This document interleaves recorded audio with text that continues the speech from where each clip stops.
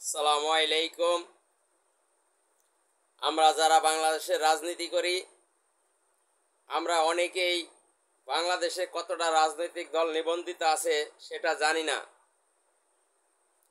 এবং কোন দল কত সালে প্রতিষ্ঠিত হয়েছে সেটাও অনেকে জানে না। কোন দলের কোন প্রতীক সেটাও অনেকে জানে না। আপনারা হয়তো বলতে পারেন যেগুলা জানা কি অত্যাবশ্যকীয়? আমি বলবো অবশ্যই, কারণ আমরা বাংলাদেশের নাগরিক। বাংলাদেশে বিভিন্ন রাজনৈতিক দল রয়েছে।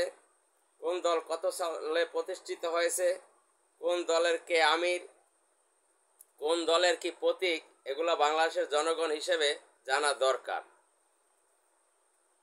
যারা সচেতন, যারা রাজনৈতিক দলের নেতাকর্মী, তাদের আগে জানা উচিত। বিএনপি অনেকে করে, বিএনপি কত সালে প্রতিষ্ঠিত হয়েছে এটা অনেক বিএনপির বাইরেই বলতে পারবে না।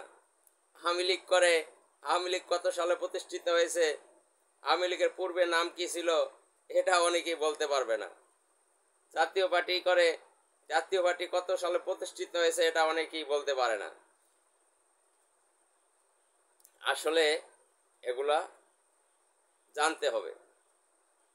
বাংলাদেশে বর্তমানে নিবন্ধিত রাজনৈতিক দল রয়েছে 49টা। এর মধ্যে বিশেষ বড় বড় যে দলগুলো, এগুলো এদেশের মানুষ চিনে এবং জানে। সবাই না, কিছু কিছু লোকে জানে, যারা বড় ধরনের রাজনীতিবিদ, যারা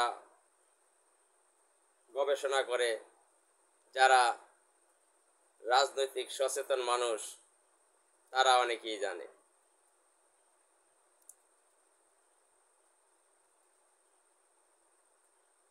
তো এই দলগুলোর ভিতরে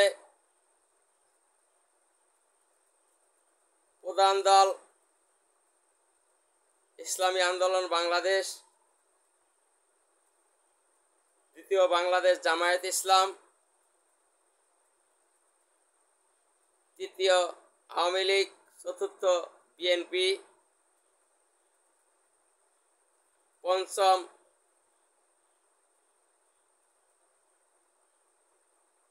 গণ অধিকার পরিষদ, ষষ্ঠ এনসিপি।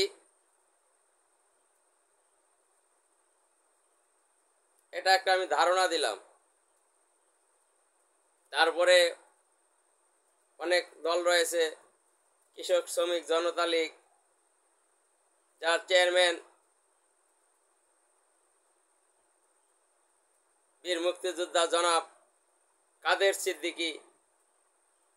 তারপরে রয়েছে এলডিপি, কর্নেল অলি আহমেদ, যিনি আগে বিএনপি করতেন। তারপরে রয়েছে বিকল্প ধারা, সাবেক রাষ্ট্রপতি বদরুদ্দোজা চৌধুরী, তার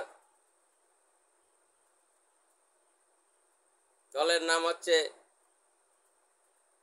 বিকল্প ধারা বাংলাদেশ। তারপরে খেলাফত মজলিস, খেলাফত আন্দোলন, তারপরে জাসদ, বাসদ, তারপরে যে ডক্টর কামাল সাহেবেরও একটা দল রয়েছে, তারপরে সাম্যবাদী দল,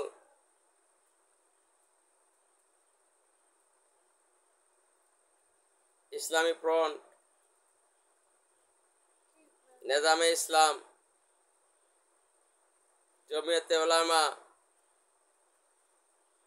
অনেকগুলো রয়েছে। সবগুলোর নাম আমিও জানি না।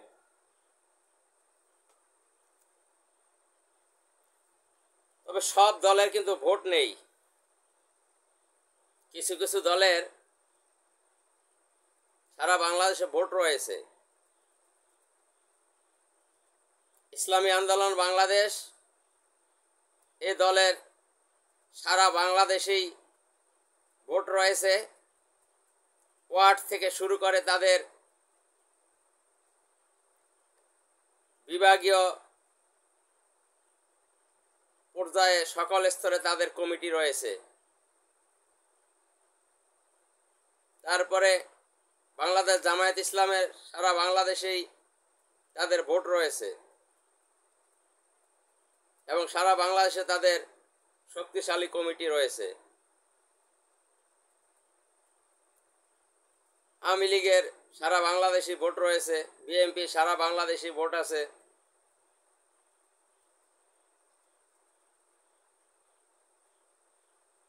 তারপরে আরেকটা দল আছে জুনায়েদ সাকির, তার দলেরও প্রায় জায়গায় ভোট রয়েছে। জাতীয় পার্টির ভোট সারা বাংলাদেশই রয়েছে কম বেশি।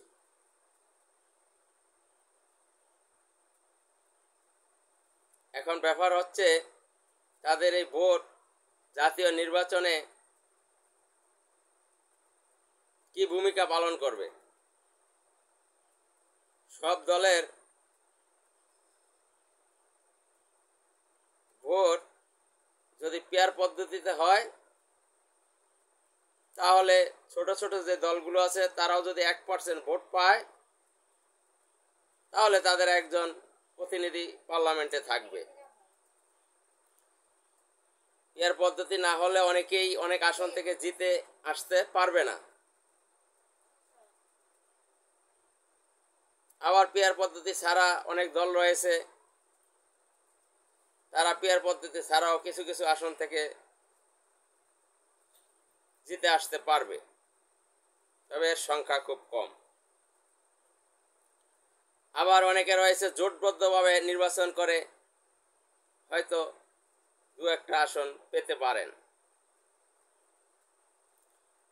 আমার আলোচনার বিষয়টা হচ্ছে কাদের ভোট জাতীয় নির্বাচনে এফেক্ট ফেলবে।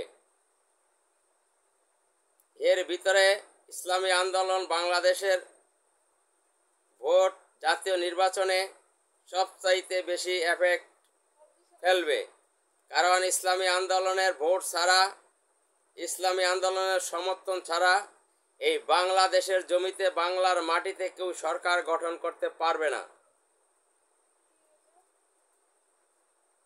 কারণ ইসলামী আন্দোলন বাংলাদেশের রাজনীতিতে এখন একটা টার্নিং পয়েন্ট। তাদের সারা বাংলাদেশে অসংখ্য ভোট রয়েছে, এই ভোট যেদিকে যাবে সেদিকেই সরকার হবে।